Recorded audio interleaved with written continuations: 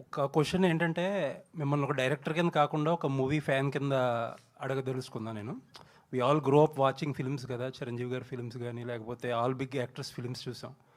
రీసెంట్‌గా మీరు గానీ, రాజమౌళి గారు గానీ, లేకపోతే ప్రశాంత్ నీల్ గారు గానీ, you are making so larger than life films, action films అన్నీ కూడా.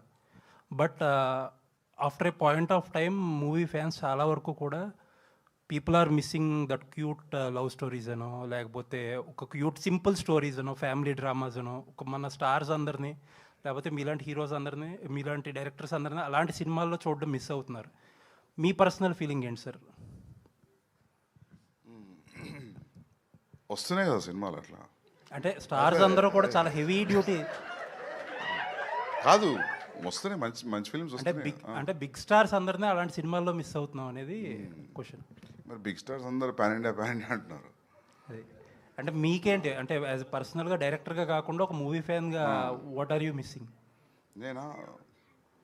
నేను యాక్చువల్లీ ఫ్రాంక్లీ చెప్పాలంటే ఒకసారి డైరెక్టర్ అయిన తర్వాత ఫిలిం కన్జ్యూమింగ్ చేయడం చాలా తక్కువైపోతుంది.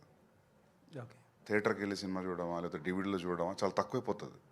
సో ఓవరాల్ సినేరియో ఏందనేది పెద్ద ఐడియా ఉండదు. Okay.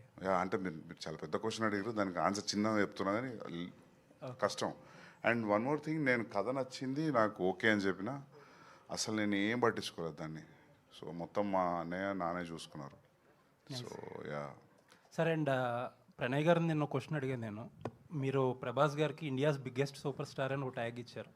There are people who like you so much for it, and there are people who did not like it. And so that is the big benchmark. మీరు అనే bloody benchmark అంటున్నారు కదా ఇప్పుడు అందరూ. That's the benchmark. So Spirit, are you going to reach that?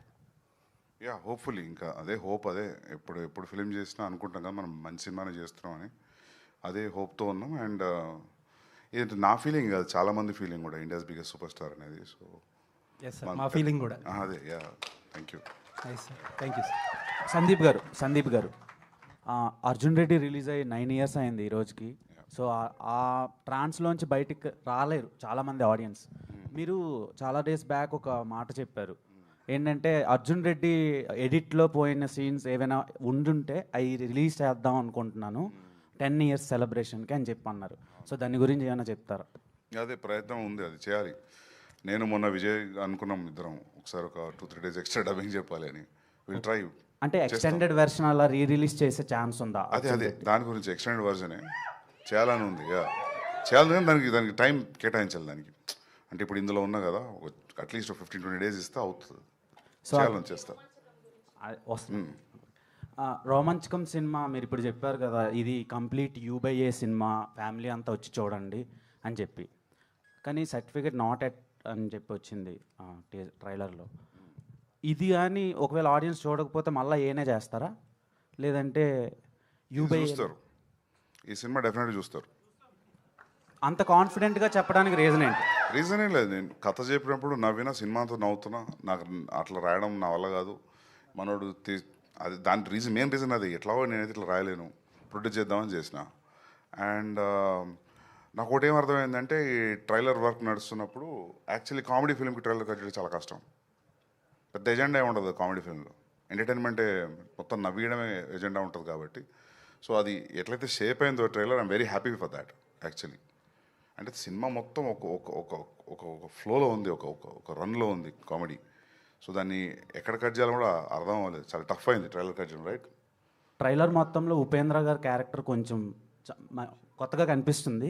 And ఆయన చుట్టే తిరిగేలాగా కనిపిస్తుంది. ఆయన రోల్ ఎలా ఉండబోతుంది సార్ సినిమాలో? సినిమా చూడండి, బాగుంటుంది. Okay sir, one more question. Prabhas గారు చాలా మందికి ప్రమోషన్స్లో హెల్ప్ చేస్తూ ఉంటారు. సో మీరు కూడా రాజాసాబ్ టైంలో ఒక ఇంటర్వ్యూ హోస్ట్ చేశారు. సో ఈ సినిమాకి ప్రభాస్ గారి కంట్రిబ్యూషన్ ఎలా ఉండబోతుంది? అంటే మనోడి పేరు సుమంత్ ప్రభాస్. సో ఆబ్వియస్లీ నేను ప్రామిస్ చేసిన ఒకసారి ఖచ్చితంగా కల్పిస్తాను. పెద్ద ఫ్యాన్. ఓకే ఉంది, అన్న అపాయింట్మెంట్ ఇచ్చిందంట. అయితే ఒకసారి కలుస్తాం, నేను కూడా ఉంటాడా. సో అది మర్చిపోయినా. అంటే మామూలుగా ఎట్లుంటుందంటే, పెద్ద హీరోలకి మా ట్రైలర్ రిలీజ్ చేయండి, మా టీజర్ రిలీజ్ చేయండి అడుగుతుంటారు. మామూలుగా జరిగే సినారియో అది.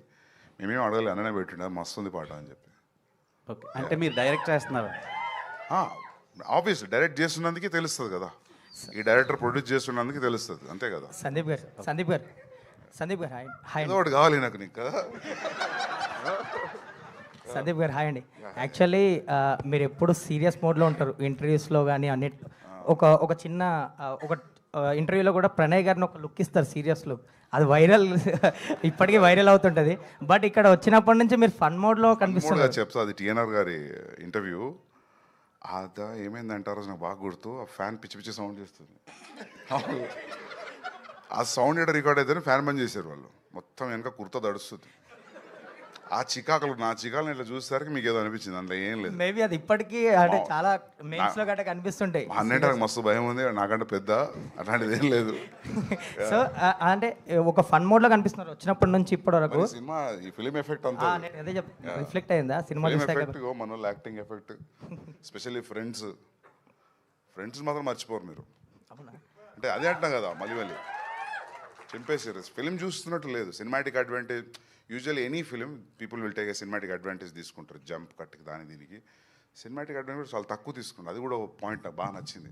సినిమాటిక్ అడ్వాంటేజ్ తీసుకోకుండా రాయడం చాలా కష్టం ఈ రోజుల్లో. సో యా, యాక్చువల్లీ కొంచెం బిగ్ బడ్జెట్ ఫిలిమ్స్, పెద్ద ఫిలిమ్స్ అన్నీ కొంచెం ఈ మధ్య పోస్ట్పోన్ అవుతున్నాయి. రిలీజ్ డేట్ అనౌన్స్ చేస్తున్నారు, తర్వాత మారుతున్నాయి. స్పిరిట్కి వచ్చేసరికి మీరు మార్చ్ చేశారు. సో యాజ్ ఆఫ్ నో ఆ డేట్ ఏ ఉంటుంది. ఉంటుంది. So no changes sir. ఏది ఇట్లా నవ్వుతున్నారు అందరూ? ఉంటుంది డూడ్, అంటే మేము అందుకే వేసుకున్నాం కదా ఉత్తరేసింది. నీ డౌట్ ఏంటి అసలు? అంటే కొన్ని పోస్ట్పోన్మెంట్లు అవుతున్నాయి కదా చాలా big films. So as of now ఎలా ఉంది షెడ్యూల్ అని ఎప్పుడు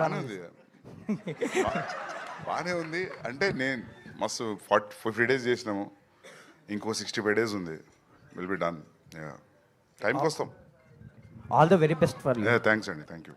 Sandeep, same continuation to the same thing.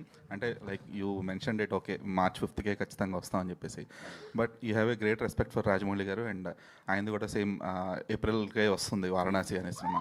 So రెండు కూడా almost 1000 crore compatible films. So ఆ ఫిలిం ఇంకా పెద్దదండి. అదే, సో ఆ 1 month గ్యాప్ అనేది ఆ 1 month గ్యాప్ అనేది సరిపోతుంది అనుకుంటున్నారా? ఆ టికెటింగ్ విండో కానీ లేదంటే ఆ బిజినెస్ పాకెట్కి కానీ సరిపోతుంది. 37 days ఉంది కదా, 30 days సరిపోతుంది అనుకుంటున్నా. ఎందుకంటే అది బిగ్ పాకెట్ ఫిల్మ్స్ కదా, సో దానికి ఉన్న రీచ్ జరుగుతాం అయితే.